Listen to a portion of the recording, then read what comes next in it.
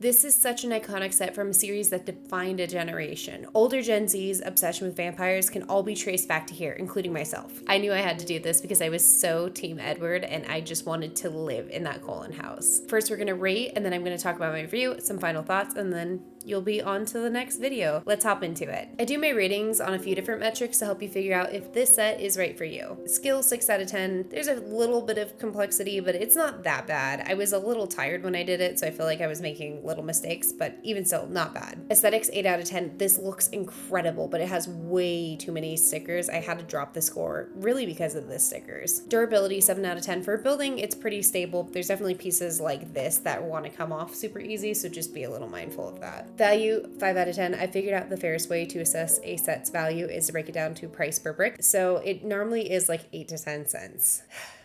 This set is 2,001 pieces and costs $219.99, making the price per brick 10.99 cents per brick. So pretty much 11. I'm guessing this one's slightly on the higher end because of licensing the franchise. That would be my guess. Time 8 out of 10. This took me 5 hours and like 4-ish minutes.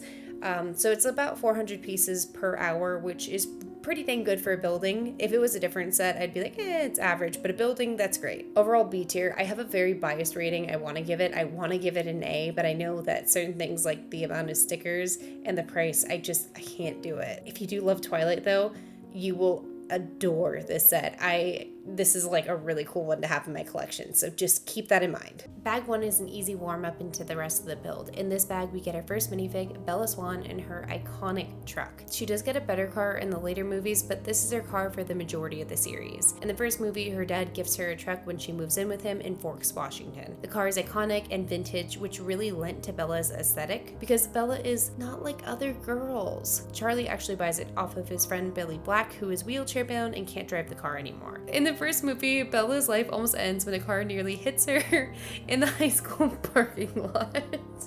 I'm sorry, but it's kind of funny. It's so melodramatic and so Wattpad coded. I'm gonna explain the rest of the story, but I do want to explain where we're heading in the build. Bags 2 and 3 are the base of the house, and we also get the minifig of her dad, Charlie, aka Sheriff Swan. Okay, so she's doing the main character walk back to her car. She looks across the parking lot and makes direct eye contact with Edward, standing by his Volvo. This scene shows them staring at each other for way too many shots and way too long. He's all the way across the parking lot. And a van rushes in and swerves to avoid another car and loses control, heading straight for Bella. But all of a sudden, Edward pulls her down and stops the car with his hand, only leaving Bella with a dent on her car. I was bummed the dent wasn't in the set, but it would be hard to do, and he fixes the dent like later in the same movie, so it's fine. Bag 4 is the real start to the first floor of the Cullen house. I'm gonna start this off by saying I don't remember the exact layout of the Cullen house, but this probably isn't accurate to it because Edward is the only one with a bedroom. I don't really mind because we get a ton of detail on these rooms that are important to the franchise instead of Emmett's room or whatever. I don't really care about the accuracy of this one, I just want the iconic parts, and I have a funny feeling that a lot of the fans of Twilight probably feel the same. Twilight is super campy, and I'll be honest, it doesn't make sense most of the time, so it is kind of fitting that the house doesn't make sense either. A great example of the series not making sense is Carlisle the dad. He owns the house they live in. How? Does he change his social security numbers every 90 years and transfer assets to the new one? How does that work with getting jobs in his resume? It's Forks, Washington. On the first floor, we have the piano, which Edward plays for Bella. There has to be some kind of study out there on why that's such an attractive thing for a guy to do. Like specifically, it's always piano in these movies. My husband plays piano and it's attractive, not gonna lie. We also have a big glass door, which looks nice, but I would hate to have because I wouldn't want to have the Amazon delivery driver working hard to see me in my PJs at 10 a.m. There's also a small shout out from the second movie with a little birthday present set up on a table. There's a bookshelf because they really like to read, and I remember a slight reference to how well studied the Cullens are. Like they read Shakespeare and stuff. There's a garage door behind the bookshelf. Again, this house doesn't make sense, but it's fine. Bags 8 through 13 are at the second floor. On this floor, we have a living room. I don't remember any notable scenes from the living room, except maybe in Breaking Dawn. I do remember Bella hanging out there heavily pregnant. Oh yeah, it's wild. They waited until marriage, but she got pregnant on the honeymoon and was only pregnant for 28 days before giving birth to a full baby. I told you this series does not make a lot of sense. She also starts drinking blood because it's what the half vampire fetus wants, but again, it makes no sense. Our bodies can't just absorb that. Really, that's my only memory of the living room.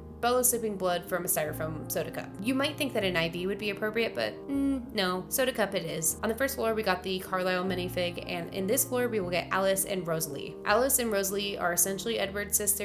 I don't know how to explain that. Something that is accurate to the movies is the second floor kitchen. I don't know why, but as a preteen, I hated this house because of it, and honestly, I still do. When my mom went grocery shopping, if we were home, we were supposed to help her put away the groceries, so I remember thinking that I would hate to have to walk all the way from the garage up the stairs into the kitchen to start putting away groceries. Now, as the primary grocery shopper, I'd hate it. Granted, apparently vampires don't eat normal food, which is enough for me to never want to be one. I love food. I only eat food because of the enjoyment. I will starve if there's no good food. In the first movie, she goes over for dinner to meet the family, which is very high school of them. It's actually really cute. A big chunk of the family try to figure out how to cook her an Italian dinner because they assume she's Italian. Actually, look up the scene if you're curious and want to get an idea on how the whole franchise is. It's fantastic. Also, why are you watching this review if you aren't a Twilight fan? Let me know in the comments because I'm so curious. There's also a balcony off of the kitchen, which never gets used, but it's there and it's on the set. There's also a pantry that you build that's really empty, and thank you LEGO for that really funny detail. So far, this whole build has been incredibly enjoyable and fun to put in all these details. Here we're going to wrap up the second floor. It's kind of funky because the third floor is actually smaller than the second floor. I'd say the third floor is 60% of the size of the second floor. So in this bag, we're adding on a bit of the roofing because we can't just leave the roof open. Bags 14 through 16 are the third floor. We still do have 2 more bags to go after this. These bags definitely feel a lot bigger than the other ones. I don't know why.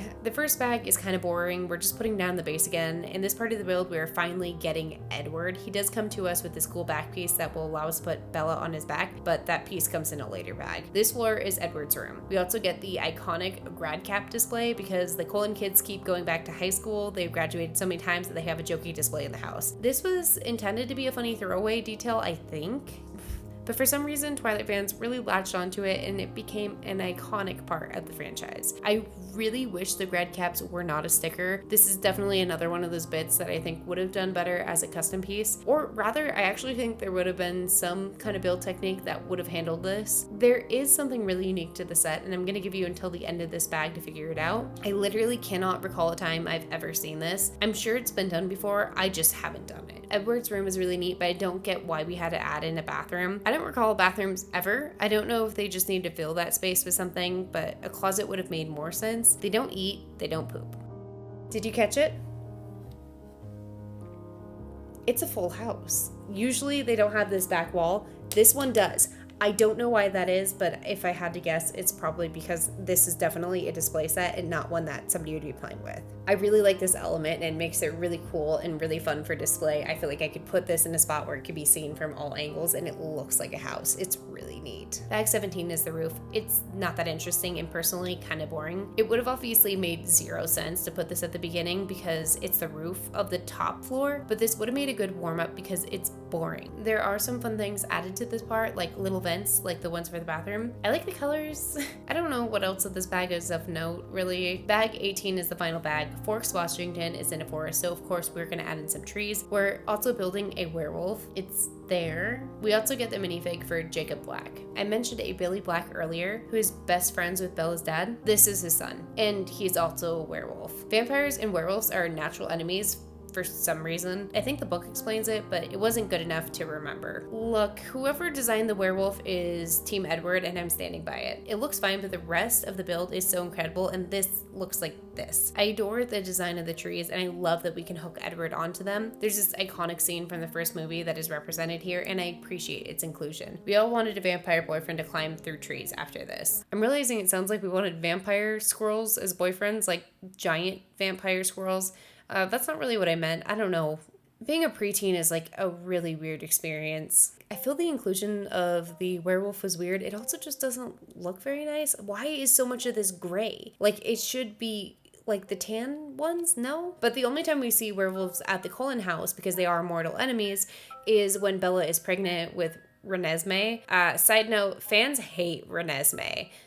I don't think that was also intentional by the author, but we don't call her Renesmee. I feel weird even calling her Renesmee. Usually I call her Renegade. We're going with Renegade. The only scene where you see both of them, and please, you gotta listen to this because it just gets more ridiculous as it goes on. You think it's done being ridiculous? No, we're going further. Bella was pregnant for 28 days after her honeymoon, and waiting till her honeymoon. She gives birth to a fully grown baby and passes away. So she passes away. Edward's freaking out and he's like, well, if I bite her, she'll get my venom. And then if I can't have her as a human, then I can have her as a vampire. So he bites her a bunch, but nothing works. And she looks like really frail and whatever. And then all of a sudden, like light fills the room a few days later and she now has makeup and false lashes on. And I guess that's what happens when you get turned into a vampire. You get false lashes. And then all of a sudden she wakes up and her eyes are red because she still has human blood in her system. And she goes to go meet her baby and she gets to hold the baby for the first time. And the baby is this really freaky looking thing. If that came out of me, I think I would disown it. I'm so mean. I'm not a mother, obviously. And then she's holding the baby, and the baby gives her a memory of her only memories of the mom, which are horrific because the mom was literally passing away, the mom being Bella. And then all of a sudden, Jacob comes over and is like, yeah, give me the baby. Like, he's like trying to be really overprotective of her. And she's like, what the heck? I'm the baby's mom. Like, what are you doing? And then all of a sudden, like, things get really weird. She shoves Jacob out of the house. She realizes Jacob imprinted on her child, which means now he's like bonded to her for life. It's really freaking weird. I don't know why we couldn't just have one good thing. If I was Team Edward before, like I was 100%. Like if there was any teeter-tottering, done. It was weird. We can't have one nice thing without it getting ruined, and that's why the first movie is honestly the best movie. Back to the set. It looks incredible. This is one of the best done Lego sets in a while. I wish I could have rated it higher, but I know because of the stickers and because of the price, it's just really hard for me to do that. I really feel like this should have been like teeter-tottering between an A and an S, but I just, with those two factors being so bad, couldn't do it. But this is a fantastic build. If you love Twilight, you will love it. There's just so many cool details and it looks so accurate from the outside to how it should look. Also, just like a few little things I want to mention. Here's where you can climb the tree. That looks super cool. There's also a little door, so if you wanted to put Edward and Bella in their room, the stairs on the inside, that whole look, just fantastic. I really love how this set came out, and I thought it was such a fun detail to include the car. I don't like this. This is weird. And I love that they included so many iconic moments within it. I just want to say thank you so much for choosing to watch my videos. Out of all the videos on YouTube, don't forget to tap like. We won't be doing another Twilight set because this is the only one, but here are some ones I do have coming up. And this is literally the next one. I've already built it. And the creme de la creme, the sunflowers, which means my background will be changing soon. So yeah, if those builds interest you, hit subscribe, and I will see you guys next time. Bye!